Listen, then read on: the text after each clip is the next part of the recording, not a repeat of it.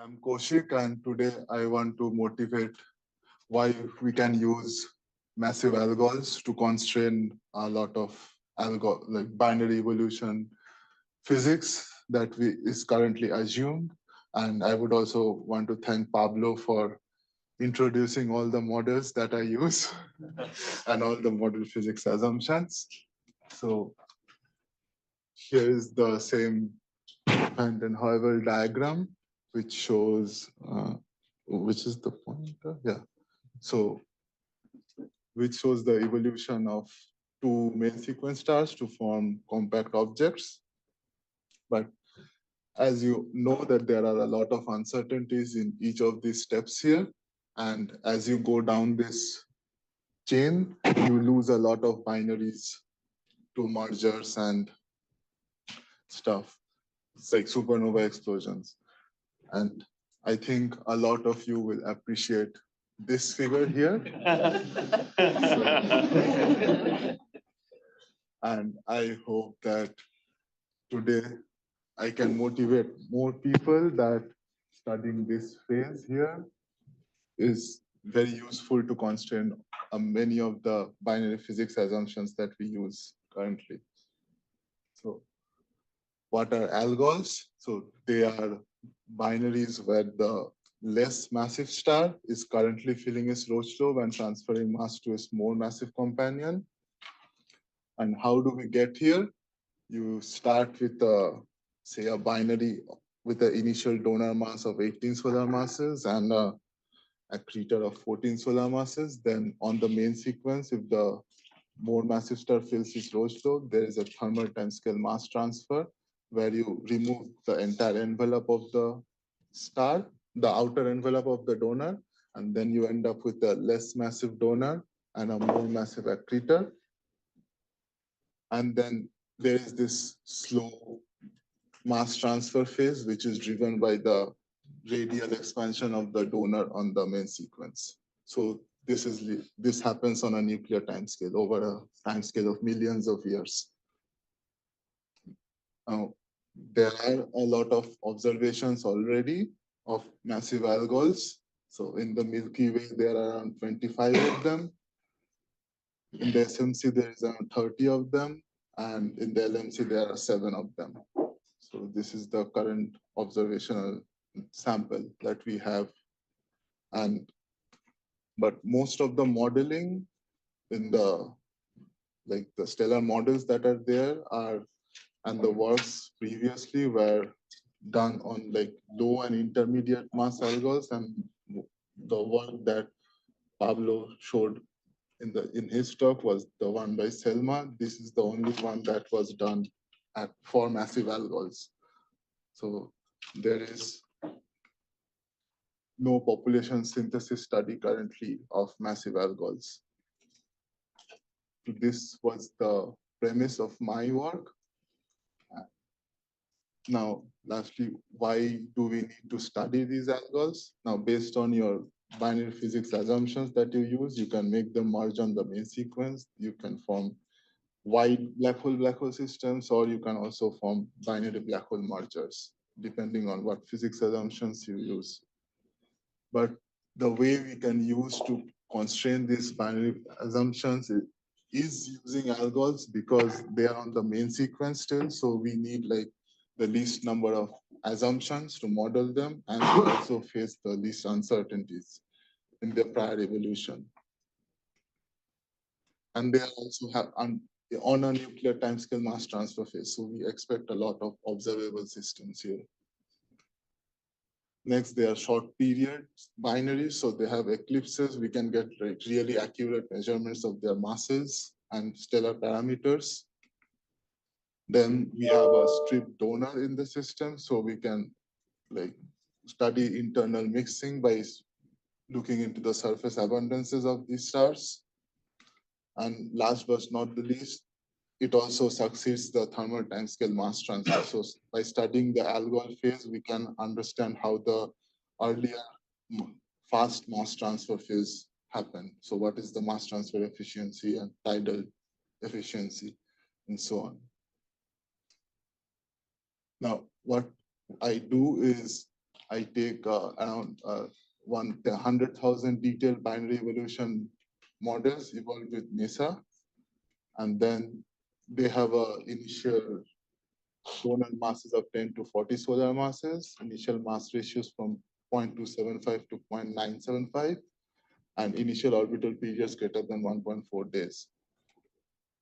Then you can do a population synthesis of these massive algols. I did it for the LMC, and I assumed constant star formation and the empirical binary distribution functions. Lastly, I compared these population synthesis predictions with the massive algols in the LMC and Milky Way.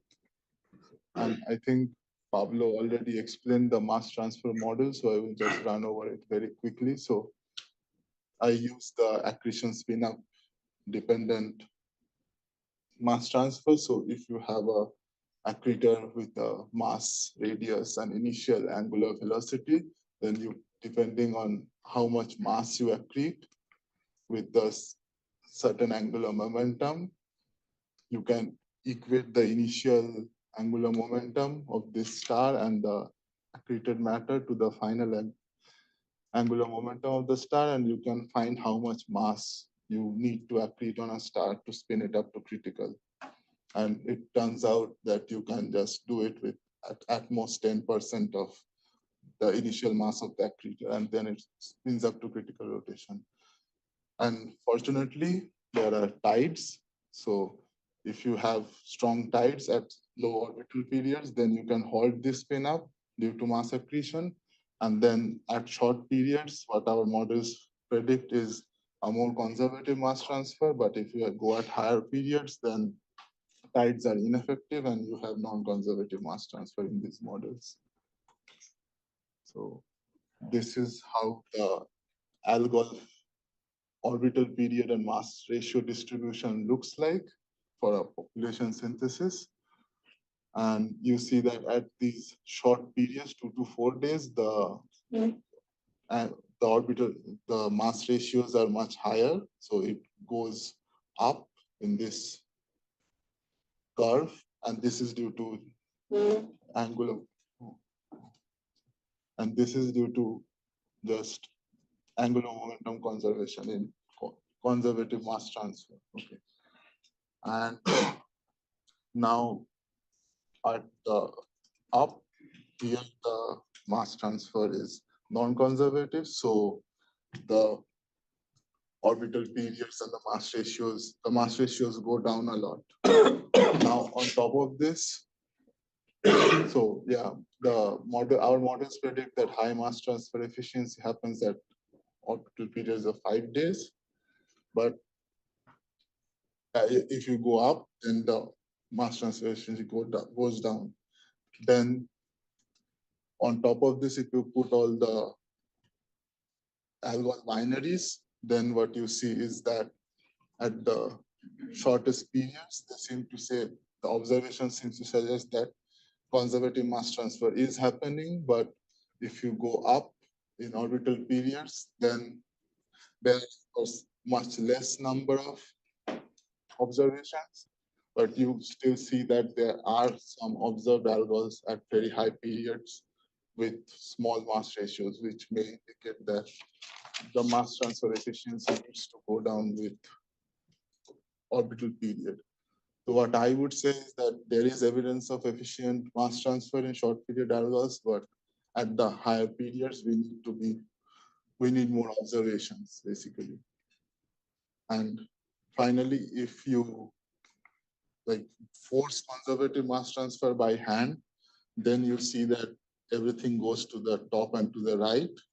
And then you have a very hard time explaining these short mass ratio systems. So yeah, with this, I would like to finish today. Yeah.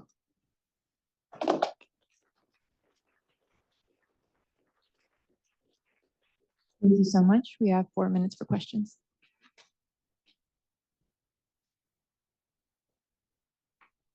I just want to highlight that all of this is also very degenerate with overshoots. So I guess it would be interesting, although very expensive, to do models that also vary overshoot and see how these figures change if you do that. Yeah, and probably this also depends on the tides, like efficiency of tides you use. Like what I find is that this bulge that we have, like depending on the tidal strength, you can push it up and down. So, Hey, really nice. I think I'm really interested in the last two plots you're showing, but just for clarification, in the final plot, the conservative, you just say all the mass secretors, right? yeah, so I Conservative, do fully it by conservative. hand. Yeah, Like, yeah, yeah. take You the just models, force all it. that. You just Yeah. say, yeah.